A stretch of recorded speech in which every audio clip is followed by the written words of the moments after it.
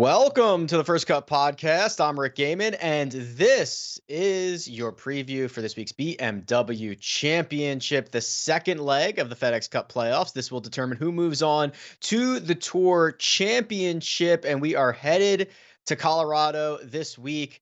More on that in just 1 second. Patrick McDonald is here. Patrick, it's good to see you.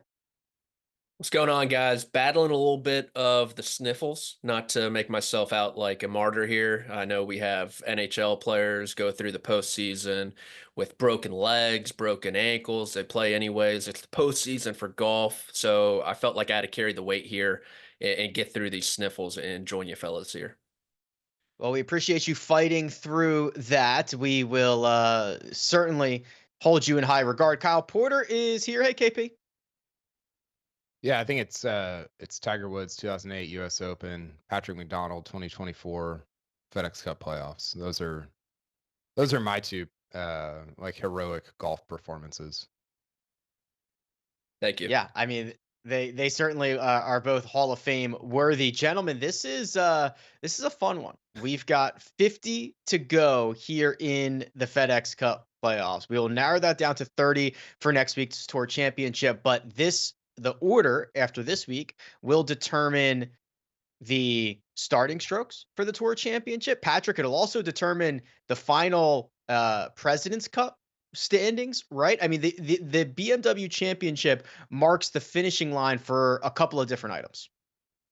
Yeah, I'm really interested in the President's Cup. I know this is kind of a FedEx Cup preview show almost, but the President's Cup in the United States standings, like we talked about last night, we could have someone like an Eric Cole or a Tom Hoagie somehow win this golf tournament and automatically qualify for the U.S. team in Montreal when, let's be honest, they're not on anyone's radar. I'm not even sure if they're on Jim Furyk's radar for that team. So they could kind of throw a wrinkle into the U.S. team in a couple weeks or in a month or so. But yeah, like you mentioned, top 30 for the Tour Championship.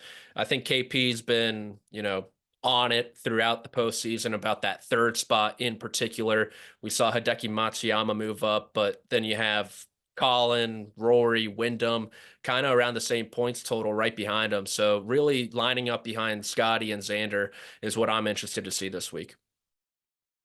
The golf course this week, the location this week is new for the most part, KP. Castle Pines is the course. We are in Castle Rock, Colorado, just outside of Denver. This did used to host an event until 2006, but for our purposes, we are a long way removed. I went and checked my gin. I played the Ridges at Castle Pines this summer, which is a different course on that property there. Not the one that they're going to be playing this week, but I can tell you, KP, 6,000 feet of altitude, that goes a long way out there. Yeah, it certainly does. I think, I know people that were on site yesterday were talking about guys trying to dial in their distances on the range. I think distance control is a super important aspect of this week to this tournament. And when you think about distance control, who do you think of? You think about the two best players in the world, Scotty Scheffler and Xander Schauffele. So I think it's going to be really interesting to see. Driving for the most part is what it is. Like, you're going to have guys bombing it, but it's not a precision game, at least distance wise. But the iron play, and I know you've been big on this. You wrote about this, and I thought it was really interesting. But a lot of these greens have these cut-ins with penalty areas, with water, with other hazards. And if your distance control is off at all, it's not like the WGC Mexico event where we saw distance be an issue and maybe you bound over a green, but you've got kind of some room to work with and a lie that you can chip out of. It's going to be penalty strokes here. And I think that's going to be a really interesting aspect going from the heat and slog of Memphis about last week to 6,000 feet of elevation, because it's really going to affect the way guys hit approach shots.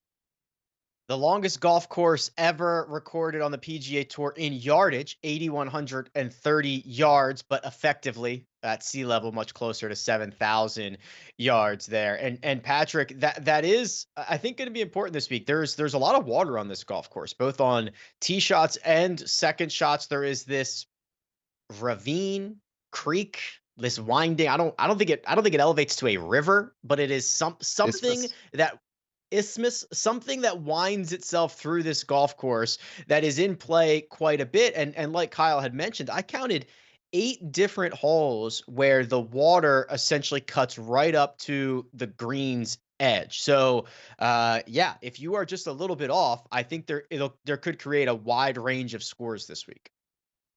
Yeah, and I think the top half of that range is still going to go pretty deep. Like you mentioned, 4 par 5s out there, par 72.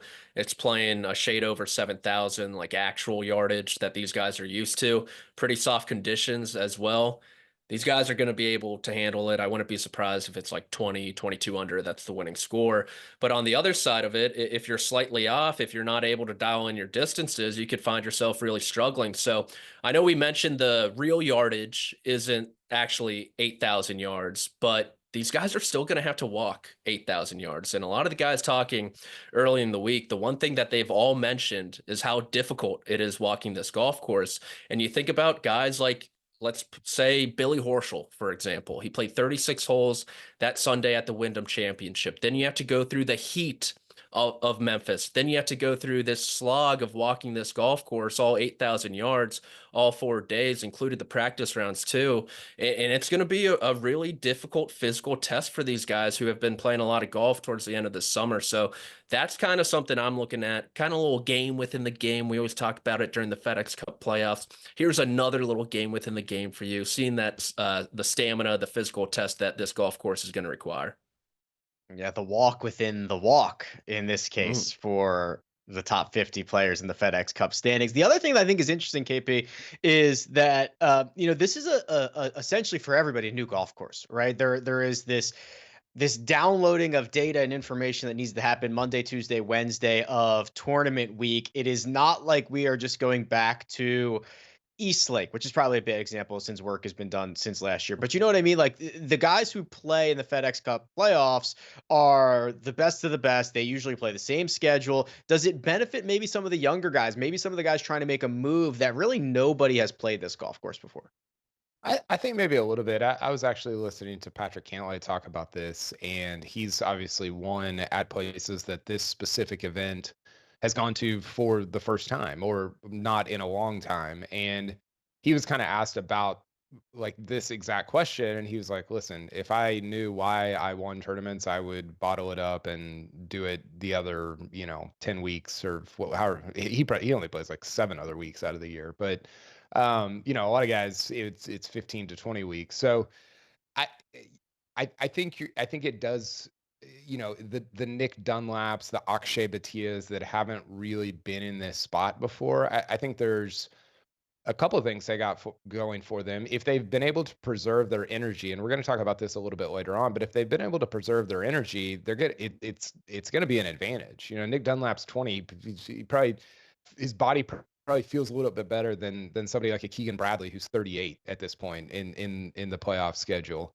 But then also, like you said, just it's not a place where experience really matters that much, and so many of these golf courses that the PGA Tour goes to, you start to learn stuff over time. You hear guys talk about that a lot, and there is no, like you said, there is no advantage here because did we check the field from 2006? Was there anybody in that field that's in this field? Adam Scott, maybe?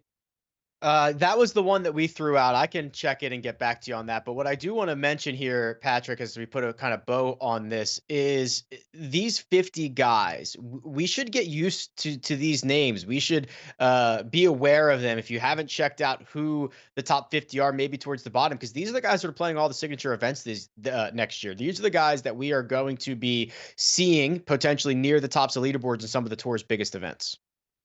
Yeah, I'm glad KP brought up Akshay and Nick Dunlap, a couple winners from the Barracuda Championship the past couple years, also at altitude. I don't know, maybe a little correlation there. We shall see. But yeah, I'm really happy some of the younger guys kind of snuck in the back. Nick Dunlap, obviously, with that par on the 72nd hole at the St. Jude Championship to punch his ticket. It would have been a shame if he wasn't in the signature events next year, given his year and how good it has been. I mean, this time last year, I think he was winning the SEC match play, something like that. Obviously, the U.S. Amateur, too, in there also. Walker So Cup. for him to get through being only 20 years old. Akshay as well. Guys like Davis Thompson, Austin Eckroat, 2 winners this year. It's good to see, and kind of put a little pressure on the mainstays of the PGA Tour. Yeah, put a little pressure on, see what happens. Well, we've got a lot more to talk about. We've got to name names and break down everything that's going to happen this week in Colorado and how that impacts what happens next week in Atlanta. But first, we're going to take a quick break.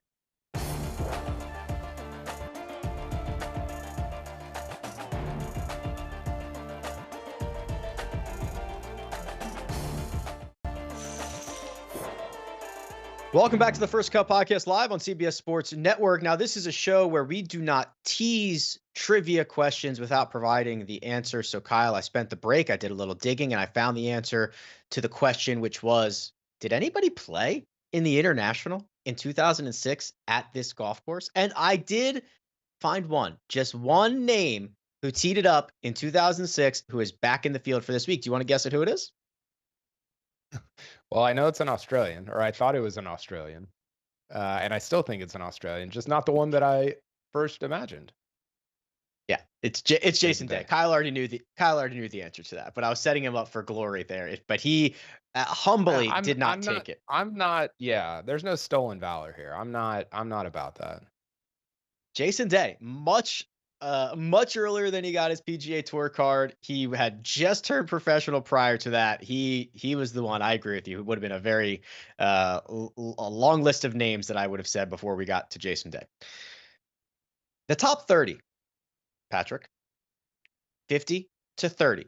We've talked about the guys who have already punched their ticket to the signature events this year, but there's still one more step to go. That top 30 gets you into the Tour Championship where you get all the big bonus dollars. And there are still a lot of really strong players who you would expect to be at the Tour Championship that are not currently in. For example, Tommy Fleetwood, 31st in the FedEx Cup standings. Matt Fitzpatrick, 36th. Will Zalatoris, 37th. How about Cam Young, 39th? Which of those names do you find most interesting, and which would be the biggest disappointment if they did not make it to East Lake? Oh, I would say most interesting. I'm going to say Will Zalatoris, just because of the year he has had coming back from the back surgery, playing really well early on at the Genesis Invitational, the API, the Masters as well, and then kind of having a very forgettable summer before reappearing last week. And then most disappointing, that's a tough one. I'm going to say a name that you didn't have on the list. I'm going to say Max Homa. He's outside the top 40. I believe he's coming off that 2-win season a season ago. He contended at the Masters, right? He was kind of the last guy to fall before Scottie Scheffler ran away with it on the second 9 at Augusta National. And really, ever since Augusta National, Max Homa has been lost off the tee. I know he's working really hard with Mark Blackburn, trying to figure out the driver, trying to put himself in position more often than not, because the rest of his game looks to be in pretty good shape. The short game has improved year over year. The iron play is always sharp with Max Homa, but the driver is just in such a bad spot. So just given how high I was on him after that Masters, thinking that was going to open the floodgates, so to speak, and really those shutting, to tell you the truth, I'd be pretty disappointed if Max Homa's not around for the Tour Championship next week. Yeah, currently 43rd, so he's got some work to do there. Now, KP, I want to get a State of the Union on Cameron Young, who I think has, for whatever reason, been provided a lot of cover the last couple of years. This was our 2022 Rookie of the Year. He was awesome. He had all those runner-up finishes without a victory. It was the sky was the limit for him. 2023 wasn't all that good. 2024 hasn't been great. Actually, since I think he had 7 runner-up finishes in 2022, he has 5 podiums in 2023 and 2024 combined. So this has not been Cameron Young taking the tour by storm like we might have thought he was going to. Yeah, no, it's not. You see right here, he's ranked 39th in the FedEx Cup, kind of on that. He's not even really on the bubble yet, but could play his way in with a good week. There's a couple things for me with Cam Young. You guys know this about me, but I watch him and I just don't see a lot of joy there in playing golf. And I think that, you contrast that with somebody like Nick Dunlap last week, who said, like, I'm having a blast. And whether, I'm sure there's been a lot of things go on with Nick Dunlap this season that have been hard and frustrating and difficult, but he's like, I'm having the most fun that I've ever had playing golf. And as long as you can convince yourself of that, and let it play out on the golf course, then I think that's a meaningful thing. And with Cam Young, it just never really feels like he is enjoying golf. And I think when you're in a grind, like the part of the season that we're in, if you're hating it, it's just so easy to I don't know, take that mindset and let it be a negative, let it affect you, and affect the way that you're playing golf. But I think the other thing, I think it's really easy to forget how young Cam Young is. He looks like he's, our age, my age, late 30s. He's like 26, right? And I think there's some I don't know if adjustment is the right word, but there's some, like, he's changed caddies, but there's just been kind of a lot of professional logistical things going on over the last, I would say, 18 months, Rick. And I think there needs to be a little bit of okay, you need to get settled in, but also, like, hey, he's still very young. So I think there's a little bit of grace to be had there in terms of, like, just getting settled in as a pro. But yeah, if it doesn't turn around next year, then I think it's time to start asking some more, like, deeper questions about, okay, like, what's going on here. Yeah. Okay. Well, we'll give him a little bit more time for Cam Young. Now, those are the guys that are just on the outside looking in, Patrick. But how about the guys on the inside looking out? Okay. The ones just inside that top 30 number include Jason Day at 25, Davis Thompson at 26, Taylor Pendrith, Tom Hoagie, Brian Harmon, and our current last man in is Denny McCarthy. So these are guys that I think before the season started, they're certainly playing over what their expectations were. Maybe not all of them, but these are the guys that are going to try to fight off these challenges from Max Homa, from Will Zalatoris, from Cam Young. It's pretty impressive seeing Jason Day's name so high up the list. I don't remember a Sunday where it was like Jason Day's in contention on the back nine. I don't know about you guys. Maybe I'm forgetting something, but so far this season, it must have just been a bunch of, T7s kind of backdooring here and there. So kudos to him for that, right? Returning 18 years later to Castle Pines. But yeah, I look at Denny McCarthy, a guy who wasn't able to convert that 36-hole lead or co-36-hole lead last week at Memphis, a guy who's perpetually 31 to 45 in the FedEx Cup, it seems, and him being able to punch his ticket to the Tour Championship for the first time would be awesome for someone who has yet to win on the PGA Tour. I think we can all agree he probably could have gotten one by now, between the bogey on the 72nd hole at the Memorial last year to him and Akshay Bhatia beating everyone by 1,200 strokes at the Texas Open this year. It seems like Denny is due at least one win or something to fall his way, at least in that regard. So punching his ticket to the Tour Championship would certainly do that. But yeah, I mean, I guess a hat tip to Justin Thomas as well at 22 for getting himself likely in the Tour Championship. I don't know if he's going to drop out. I'm not sure of the mathematics behind that one, but not making the playoffs last year, really being lost, not having a good major championship record either, and then clawing back, having a number of quality starts, got off to a really fast start this season as well after a pretty solid fall in the FedEx Cup fall too. And for him to come back, find his game, I think you got to tip the cap to him, especially how bad his 2023 was. Yeah, I'm glad you brought up. Rick. Yeah, please. Can I jump in here? Shout out to CBS too, 23rd in the standings. That's, you look at his game compared to a JT, compared to a Hovland, compared to a Jason Day, and it's like, man, that's super impressive that he's inside that top 25. How about this one, KP? Look who's at 15. Benny On, who lost his tour card, 2 years ago? And now he is going to certainly be in the Tour Championship. He's going to be in all the signature events. He was great in the big events in 2024. That to me is the one name that stands out. Yeah, Benny On, just a flusher. I mean, you look at some of these events that he's played, and it's just the ball striking is just sick, right? I think back to was it Sony? I guess that was last year, maybe. But he just every event he plays, he's top 10 tee to green, top 10 tee to green, and I know he's on your all-time team no putt squad. Might Hall be of the Famer. captain of it, but Yeah. yeah, he's one of those candidates, like Patrick was mentioning earlier, to potentially, if he has a huge week, rise up into the top 4 or top 5 going into Eastlake, and then who knows? I mean, it's not inconceivable that Ben On could challenge for the FedEx Cup next week, which is a pretty crazy thing to say going into the BMW Championship. The Jason Day thing, by the way, did he contend at Arnold Palmer? I know you looked it up. I saw you looking it up right there. But well, he contended somewhere at the I very will. beginning of the year.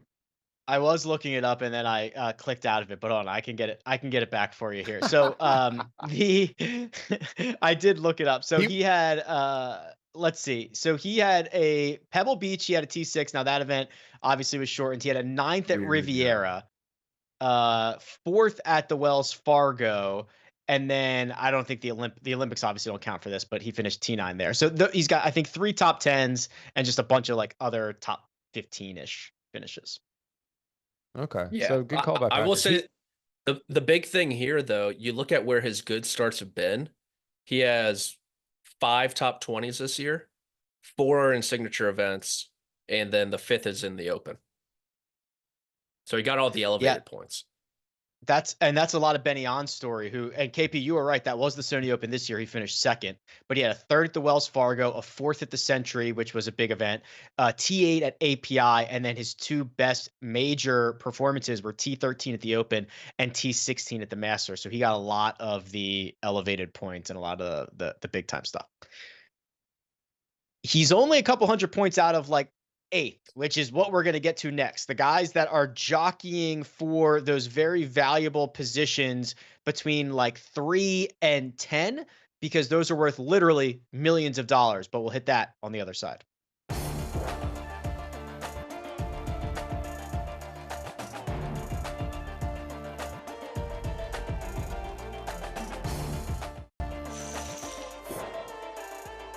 Welcome back to the First Cut Podcast, where we are diving deep into this week's BMW Championship and the implications for next week's Tour Championship. So let's zoom in on the ladder here, gentlemen, because Scotty Scheffler leads the way first in the current FedEx Cup standing, 6,500 points.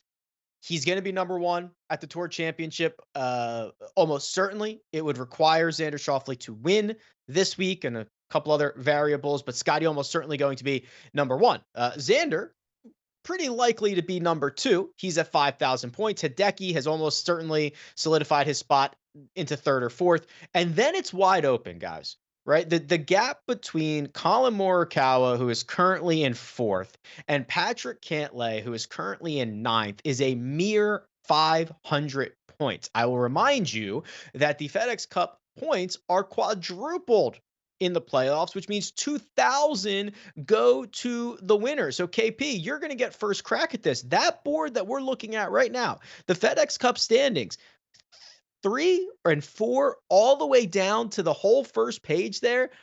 Almost all of those guys have a chance to improve their position in a massive way. Yeah, I think I like the way that I look at this, Rick, is I think the top 3 are set. I think Scotty and Xander are set. I think Hideki's set. I don't think anybody's going to catch Hideki. And then after that, it's super interesting because what you've got is a combination of things. You've got a bunch of guys that are within, 500 points, 400, 300 points of each other, and they're all the best players among the best players in this field. And so I look at the guy that really stands out to me, we talked about this last week, and I took him at 50 to 1 to win the FedEx Cup, is Patrick Cantlay. Patrick Cantlay's got like 4 straight top 12s. He's in 9th place. He's whatever that was, 400, 500 back of 4th place. And then all of a sudden you get up to 4th place in the FedEx Cup standings going to Eastlake, and you start at, what is that, 6 under? So you're 4 back of probably Scotty. You're only 2 back of probably Xander, and then you're 1 back of probably Hideki. And so I think that 4 spot is is really, really interesting for somebody like a Cantlay who hasn't played that much, is pretty fresh, is playing really good golf. You see, this is odds to win the entire playoff. So Scotty at -115, and then everybody else after that. Xander's at +310. But yeah, Cantlay's down to 44-1. So if he wins this week or comes close to it, he's going to be at like 15-1 next week to win the FedEx Cup. So I think the guys at 4 through, let's call it, I don't know, 13, 14, 15 are really, really interesting to get up into that 4 spot. Well, the bonus money is incredibly top heavy depending on how you finish. So 25 million for first, and then only 12.5 million for second. But Patrick, the difference between fourth, $6 million, and 10th, 1.75 million. Yeah, that's kind of a big deal. 1.75 million. Man, they might have to pick up a part-time job or something, maybe play throughout the FedEx Cup fall. I wouldn't even get out of bed for that, Patrick. Yeah, I would do a lot of things for 1.75 million, Rick. Some things I'm not proud to say here live, but yeah, I mean, like KP said, I mean, KP's kind of hit the nail on the head throughout the postseason about how important those third and fourth spots and how accessible they are. And he picked someone like Cantlay. I think someone like Sung J M is pretty interesting as well. We talked about how Jason Day and Benny Yan kind of made the most of those big events. Sungjae kind of did the opposite in the second half of his season, where he missed the cut at the first 3 majors, played well at the Open, but also was consistently good. He won the Woo Ri Financial Group Championship again on the Korean PGA Tour. Not enough people are talking about that. Got to give him his flowers now, his roses. And I think a couple years ago, he was a guy who was quietly in that mix for the Tour Championship, for the FedEx Cup, when Rory and Scotty were going toe-to-toe. Sungjae almost snuck up there the final 3 holes and somehow won the FedEx Cup. Finished T2 alongside Scheffler. So he's someone who we've talked about before, how he just doesn't win enough for how good he is. And I know he won the Woo Ri Financial Group Championship, a big deal over there. But I think KP mentioned he wins at a 1% clip, something like that on the PGA Tour. And for someone as good as Sung J M, someone who we think very highly of, that's just not high enough. And so if he could somehow win this week and next week, I think it'd go a long way towards the narrative around him. Believe it or not, Patrick does not have a deal, as far as I know, with Woo Ri, even though he has dropped the name a few times here. KP, I asked you for a State of the Union earlier. I'm going to ask for another State of the Union here, and that's on Rory McIlroy, who currently resides in the 5th position in the FedEx Cup standings, but that is very much up in the air. If he were to get to the Tour Championship in 5th, he would start at 5 under par, 5 shots off the lead. Already a tall task, and he is coming off the worst start of his career. What is going on with Roars? Sung Jae, by the way, 2 wins and 178 starts. So that's 1.1%. Not good. Not good enough. Well, on Rory, Rick, you called him broken on Tuesday? That was for entertainment purposes, but it was ugly. Okay. It was ugly last week. It was not good. And I think you pointed out in the Rick Run Good newsletter this week about how it was every category. It was like he was bad off the tee. One of his worst weeks ever off the tee last week at TPC Southwind. He was bad with his approach shots. He was bad around the greens. And I think you said something like, might as well get it all out of your system. And then bounce back the following week. The Rory thing's weird. It's not. He has been so consistently good for so long. It is. I think that's. It's a little bit like Phil Mickelson. The most underrated part of Rory's career is the consistency across. We're up to 16 years now, 17 years of being a professional, and so it's disconcerting when he has a bad week, even because you're like, oh, Rory can't have a bad week. I think the tell, though, because you wrote about this as well, and I thought it was super interesting, is Rory doesn't have 2 bad weeks in a row almost ever. It's happened like once in the last 5 years. So I think if he plays bad this week going into Eastlake, which is a place where he always plays well, then I think you can start to raise some red flags, some concerns, because broadly throughout the year, I mean, look, it's been Xander and Scotty, and then among everybody else, Rory's been kind of competitive for that top spot, at least statistically. You would throw Morikawa in there. You might throw Bryson in there, depending on how you kind of weight some of the live stuff. But I'm just talking about consistency for the whole season. Rory's been right there. So overall, I expect a bounce back because that's just kind of what he does as a pro. But I do think if it's like a T46 this week, then and it's bad again, I think you can start to say, okay, like what's going on here? Because it seems to be really up and down, but trending downward ever since that near miss at the U.S. Open. The other thing to consider here, Patrick, is that Rory McIlroy has played a lot of golf this year. In fact, he has actually played the most golf he has ever played as a professional so far this year. So I ran the numbers for all of his years, number of starts, number of rounds through August, right, of every single year. And he is already at his most starts, 20, and his most rounds, 74. And he is on pace for obviously 2 more starts this week and next week and 8 more rounds. So is it possible that Rory's just hitting a wall here, getting a little fatigued?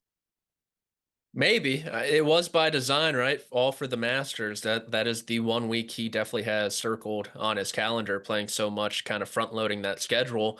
But you go into the spring months, and he added the Zurich Classic with Shane Lowry after a drunken dinner together, and they obviously won there also. So maybe there is some fatigue. You throw in the Olympics too, which only happens every 4 years, and you see why the schedule is so compact. And really, ever since the U.S. Open, I hate to kind of go down narrative street, but the putter's been really bad. It has not been the Rory McIlroy that we have known kind of throughout these past few years, where I think generally we can all agree his short game is very, very underrated, and he's a pretty solid putter typically, and he just always gets a knock for his putting because of maybe what happened at the US Open or other major championships like the Open at St. Andrews, where he burned a ton of edges, also at LACC too. But generally, he's a very good putter, especially with how good of a tee to green player he is. And these past 4 tournaments, the putter has just been abysmal. I mean, I watched a little bit of him on PGA Tour Live this past week because that was the only broadcast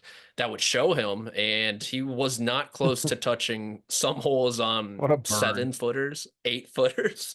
Yeah, he was only on the marquee group, only the featured holes. That's when you know you're down in the dumps, or as Rick said, what did Rick call him? Done, toast, lost, whatever it was. Broken. Oh, even worse. So yeah, I think you could raise the alarm if it's another bad week, but like you laid out, it's not often Rory McIlroy has 2 bad weeks in a row. Yeah, rarely does he back it up with another bad one. He's usually very quick to turn it around. So he will start this week in the 5 spot of the FedEx Cup standings, and he does have a little bit of a cushion. I don't think he could fall too much. He has a 400-point lead over 7th, so it is going to be within striking distance when he gets to Eastlake. He has already shown us that in his career. He's going for number 4 in terms of FedEx Cups this time around. We've got picks. We've got winners, we've got sleepers, we've got more to talk about, but first we're going to take a quick break.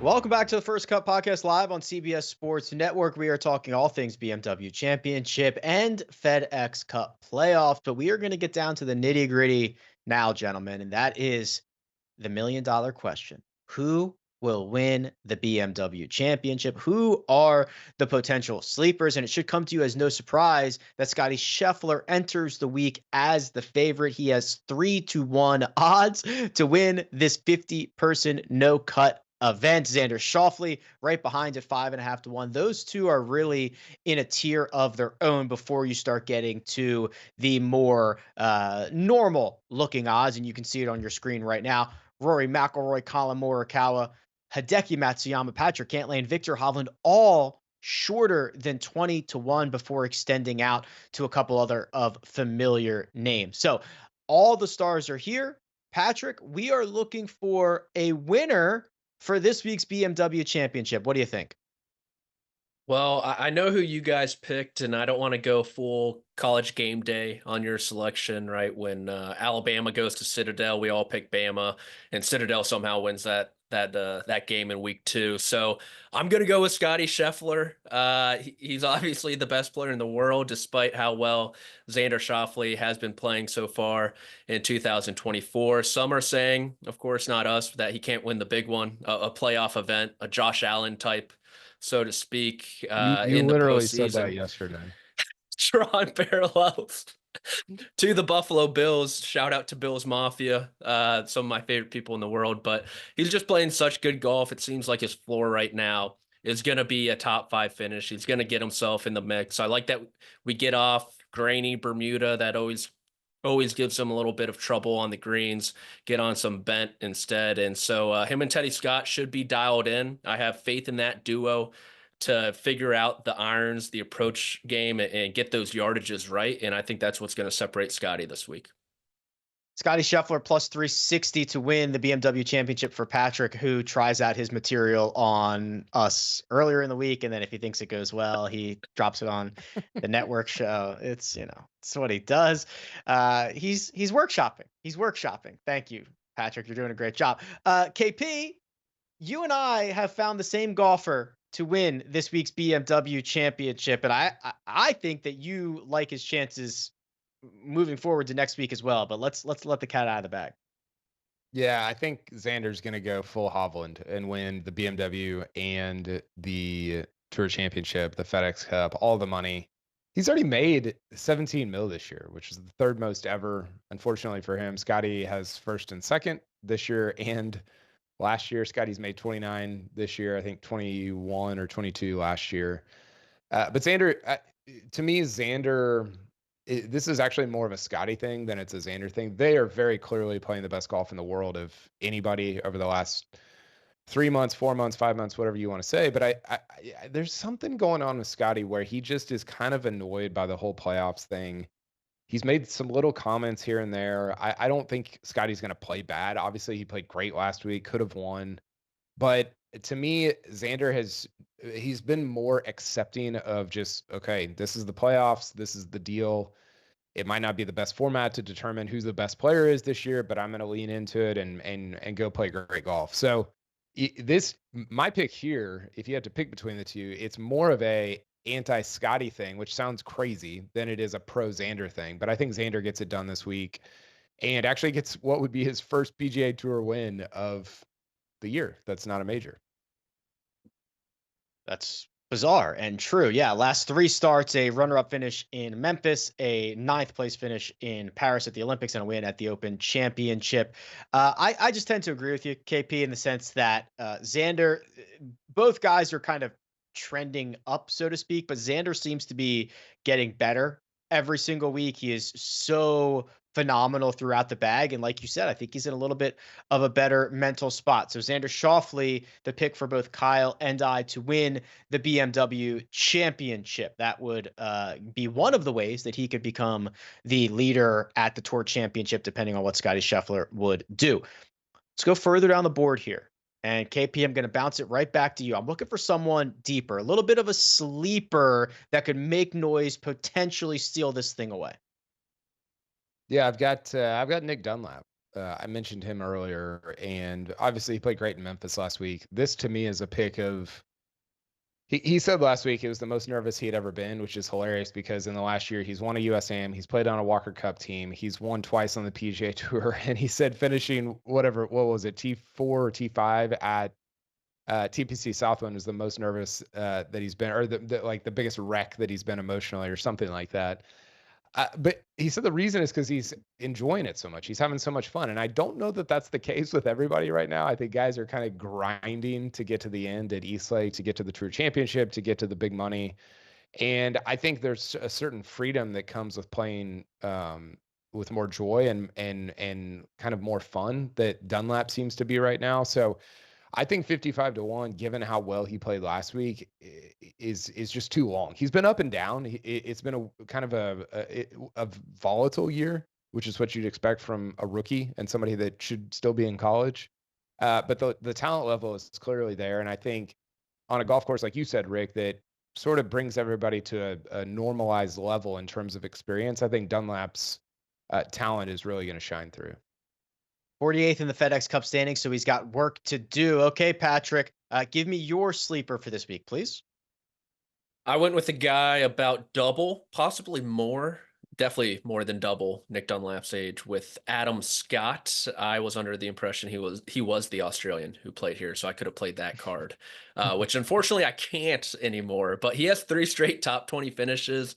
Really, I mean, he could have won the Scottish Open if not for the drop heard around the world there on the 16th hole at the Renaissance Club from Bobby McIntyre. He played great at the Open Championship as well last week, also driving it as well as ever in the broomsticks, really rolling in the right direction. So I think Adam Scott has a good chance. He's been in this position before on the outside looking in.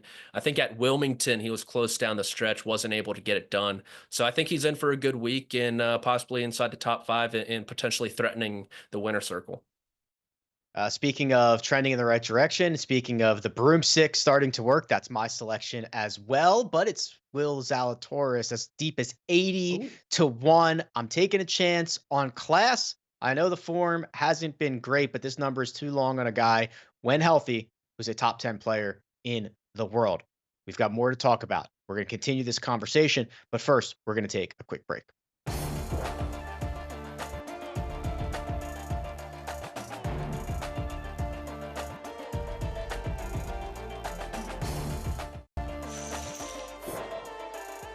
Welcome back to the First Cut Podcast live on CBS Sports Network. And we're putting a bow on the BMW Championship, which gets kicked off tomorrow morning. KP, a couple of items that you wanted to circle back on. What do you got? Yeah, 2 notes from what we were talking about earlier. First, I believe it was a boozy lunch, not a drunken dinner, that led Shane Lowry and Rory to play the Zurich. I'm pretty sure. I didn't look that up, but that's how I remember it. And then another Rory note. This one's for you, Rick.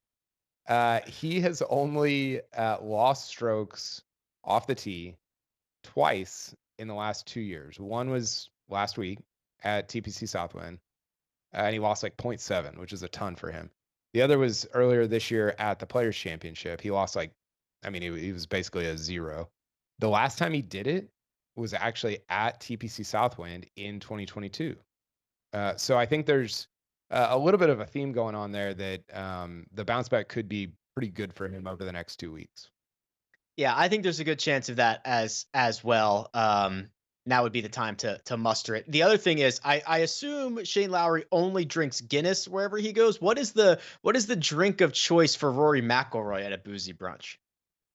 Oh, champagne. Just a splash of OJ, some top quality stuff, right? They're probably making some boomerangs on Instagram. Like, this is how you make a mimosa. It's a full glass of champagne and then just a little drop of OJ. Just a little bit. He's definitely like a chilled wine, the chilled white wine guy at lunch for sure. Chilled white wine, nice and light, nothing too crazy to have to deal with later in the day while Shane Lowry gets to pound whatever he wants. That sounds about right. That is how we will end the First Cut Podcast, because that's usually how we end these shows. Kyle Porter, Patrick McDonald are available on both Twitter, and you can find all their great stuff on cbssports.com. And we've got you covered on the First Cut Pod with round-by-round recaps almost every single day of the golfing year. We are podding. You can listen on both Spotify, Apple Podcasts, or wherever you get your pods. And if you want to see us, come join us on YouTube. It is the Golf on CBS YouTube channel. We'll see you over there.